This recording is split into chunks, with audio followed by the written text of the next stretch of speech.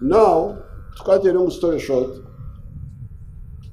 on New Year's Day, 1985, 5 years later, we now came back for the same guns.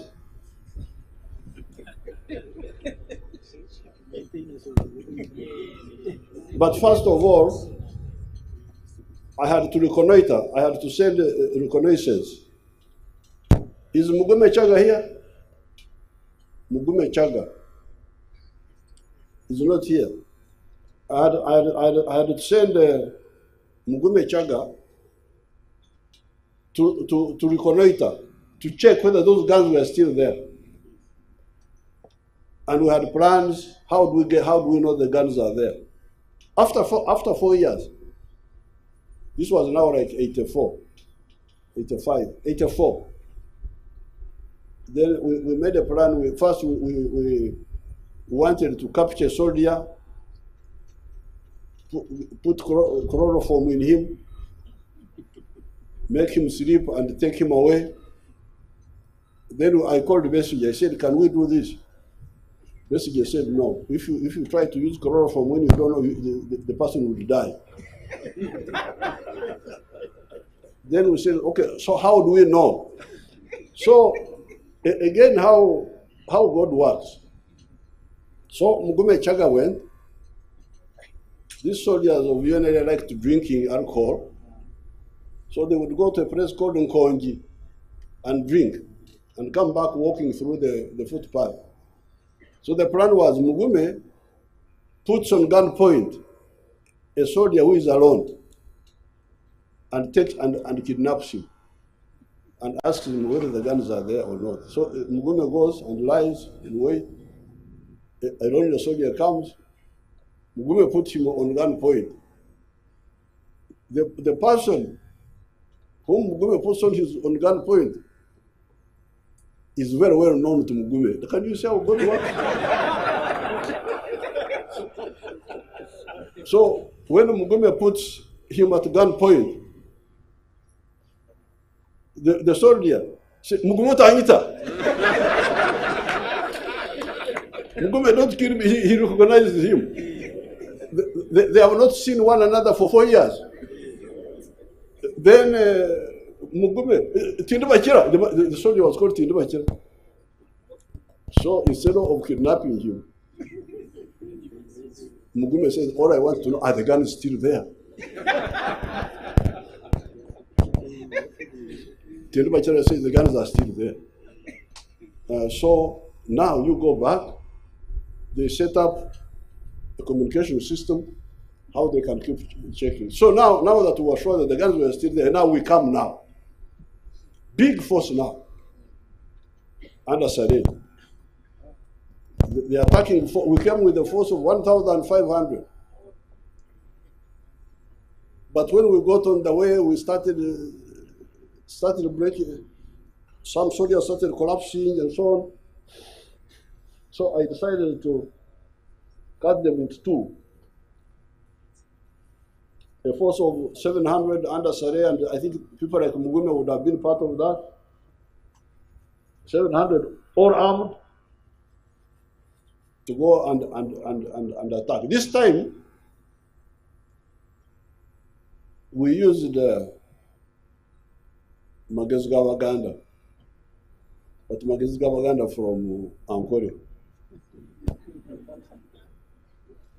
Muammar Gaddafi had given us landmines, which we are using to blow up the UPC people, the soldiers. But this time we were many with a few. So I told them, I said, what you do, because the soldier may do like what the Tanzanian did, may run into the underground armory and not allow you to go there, even if you have captured the barrack.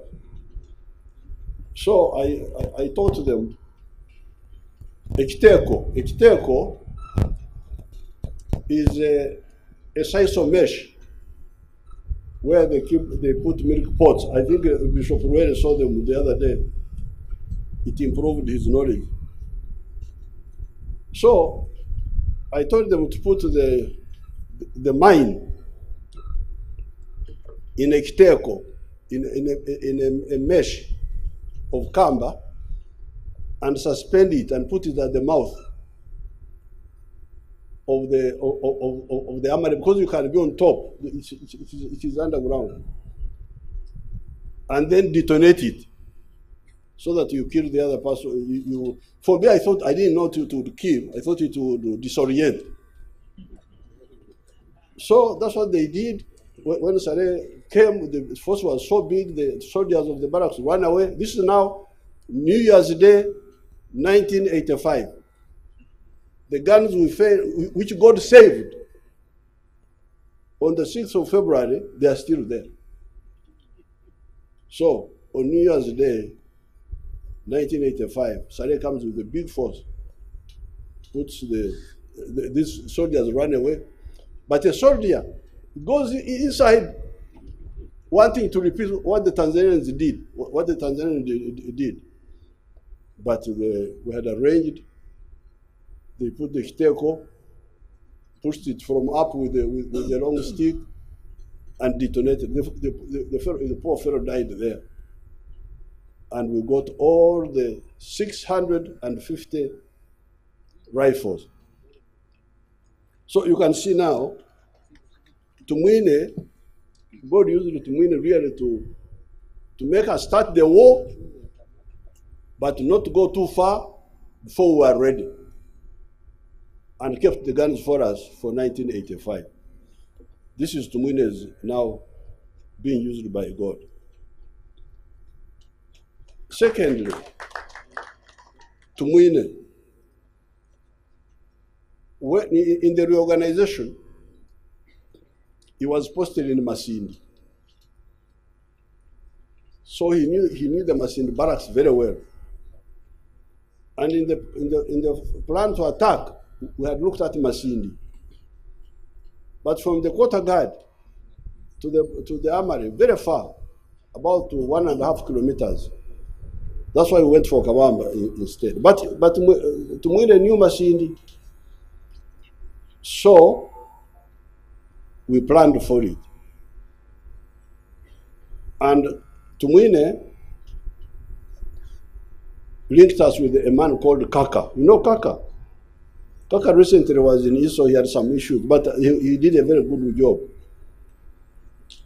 This Kaka was, I don't know what, he was a civilian in the town of Masindi. So, Tumwine told us there is a contact called Kaka. We went and got him. He came and joined us. I don't remember how he came, but when he came, we found that Kaka knew Masindi. Now, among the people working in the barracks was a grass cutter. This grass cutter knew everything about the barracks. He would sleep there, he would cut during the day and go and sleep outside. Now, Kaka recruited this one. So again, we knew the guns were there from the grass cutter. But the problem was, how were the barracks at night? Because we were going to attack very early in the morning. Were the soldiers ready? So again, I sent him Mugume Chaga, you go. He went. He went, and the soldiers were coming from drinking. He joined them and went and stayed near the barracks until morning. There was no alert. So we came.